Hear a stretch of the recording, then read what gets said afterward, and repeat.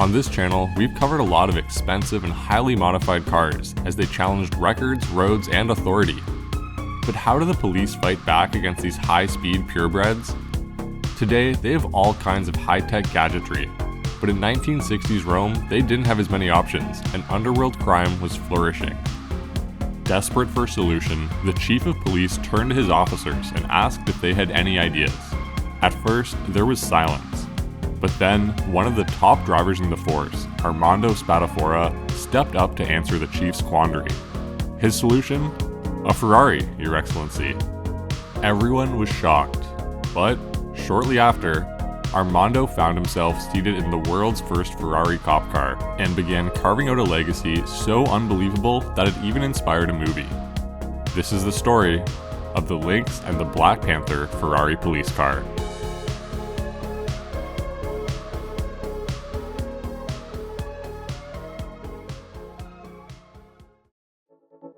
Italian police cars have come a long way. After World War II, much of the country was left in ruins, so the police were forced to salvage whatever vehicles they could find from the war. German vehicles, 3/4-ton Dodges, Jeeps, and others. To make the ragtag team of vehicles look a bit more cohesive and stop citizens from impersonating the police, the entire fleet was painted a burgundy red.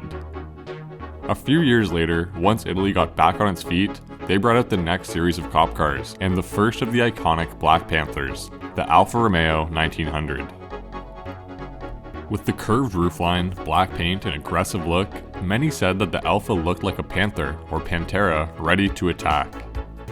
The police leaned into the nickname, and even had a Black Panther on the front fender of their cars, along with the phone number. These cars were modified for police work, with a split front window made from armored glass, a chain curtain hanging from the front bumper to stop bullets from popping the tires, and a ragtop which allowed officers to stand up and fire from within the car if needed. But the police weren't the only ones modifying their cars, and as the country entered an economic boom in the late 50s, criminals also had money to buy faster cars and modify them further. In addition to adding performance modifications, one trick that was commonly used was wiring the brake lights to turn on when accelerating to trick any chasing police. In an attempt to keep the upper hand in these chases, the force had an elite team of highly trained drivers, and even sent some of them to Ferrari and Maranello to learn the limits of their cars and use the Alfas to their full potential in a real chase. One of these elite officers was Armando Spatafora. Armando was an incredible driver, and was already well respected in the community, both by police and criminals alike, who had given him the nickname the Lynx. Maybe this is why the police chief listened to his suggestion of getting a Ferrari. To get the car, supposedly the chief and the president of Italy reached out to Enzo Ferrari, who generously donated not one, but 2 Ferraris to the police force. He did so in hopes that the project would be a success, and that they would purchase vehicles in the future. The 2 cars built for the police were Ferrari 250s. There's all kinds of incredible variants of the 250, with the GTO model being not just the most expensive 250, but also the most expensive Ferrari ever made, with one selling for $70 million in 2018. The 2 cars given to the police were not GTO models, but GTEs, the first 4-seater Ferrari that was produced at a large scale.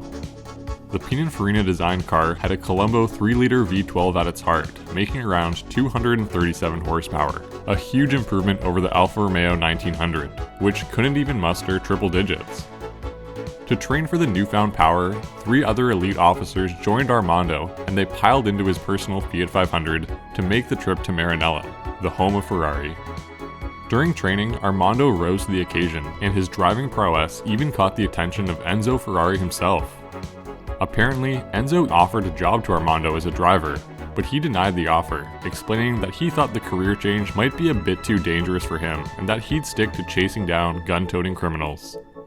Unfortunately, not all of the drivers were able to handle the car as well, and one of the 2 Ferrari cop cars, chassis 3363, was totaled.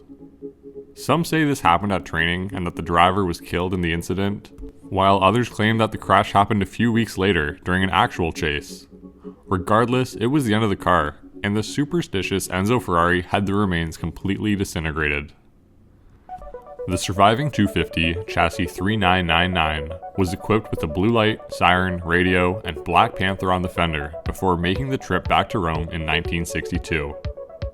When it arrived in the capital city, many people thought it was all just a marketing ploy and that the car wouldn't actually see any action.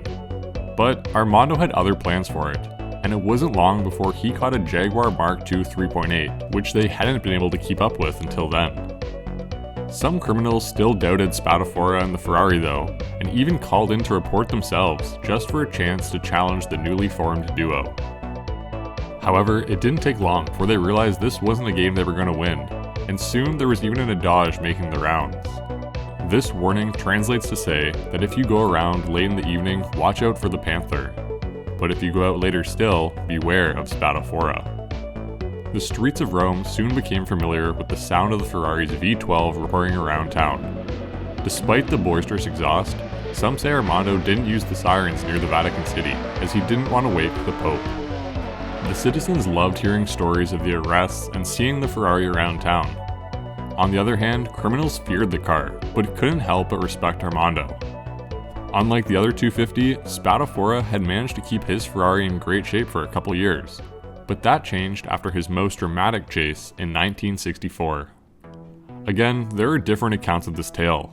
Some say he was chasing down a criminal from Marseille in a Citroën DS, while others say he was hunting down two well-known criminals in the city, Il Penelone and Lizzopo, the cripple, who were driving a red Alfa Romeo 2600. The getaway driver knew Rome like the back of his hand and took the narrowest streets and alleyways possible in an attempt to shake Spatafora, hoping that he wouldn't risk damaging the Ferrari.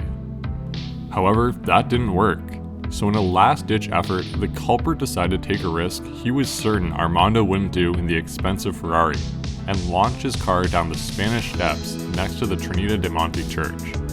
However, to Armando, this car wasn't just a valuable trophy or a marketing gimmick. It was his tool to do his job, and without hesitation, he too launched the valuable Ferrari down the steps. The criminal's car was totaled, with broken rims and a cracked oil pan. But before they could flee the scene, Spatafora emerged through the smoke and arrested them. This unbelievable chase is just one part of Armando's life that inspired the movie Poliziotto Sprint, also known as Highway Racer, which came out in 1977. The film features a young, hot-headed cop who takes wild risks to impress his boss, Tagliaferri. Tagliaferri is the character inspired by Armando, a senior officer who once kept the street safe in his own Ferrari 250 GTE, and performed Armando's signature stunt down the steps by Trinita de Monte. In this fictional story though, Tagliaferri convinces the lead to go undercover, and lets him restore and drive the retired Ferrari to help with his mission. The GTE used in the film, chassis 4105, ended up in the Maranello Rosso collection as a display. Unfortunately, there wasn't much left of the car, and the engine was sold. But in 2018, the remnants of the movie car were also put up for sale, so maybe it still lives on in some capacity. But what about the real Spatafora Ferrari? Well, the daring act didn't stop the car, and it wasn't long before it was back on the roads, where it continued to haunt criminals all the way until 1967. Then, the car took on a different challenge, and was used to make emergency high-speed blood deliveries to Naples, traversing the 140 miles in under an hour. Finally, after an amazing run, the car was retired in 1968, and sold at a government surplus auction to the Capelli family in 1972. The family took great care of the car, and it was the only privately owned vehicle in the entire country that was still allowed to use its lights and sirens. They brought it to various events over the years, and even reunited Spatafora with the Ferrari in 1984 at the Coppa d'Oro delle Dolomiti. Armando was now 57 years old, but drove the Ferrari in the mountain rally to second place. Unfortunately, Armando Spatafora passed away just a couple years later at 59 years old, but his legacy lives on through the legendary car. One of the people who've helped share his phenomenal story is his daughter, Carmen. Ironically, Armando barely ever spoke of his work, and while Carmen knew he was an officer, she didn't hear anything of his heroics until her teacher read a newspaper to the class about him catching another high-profile criminal in the Ferrari.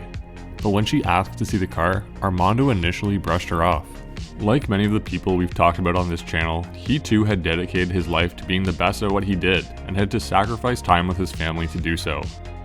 But one Sunday, Armando spent some rare time with his daughter and brought her in to see the prized car.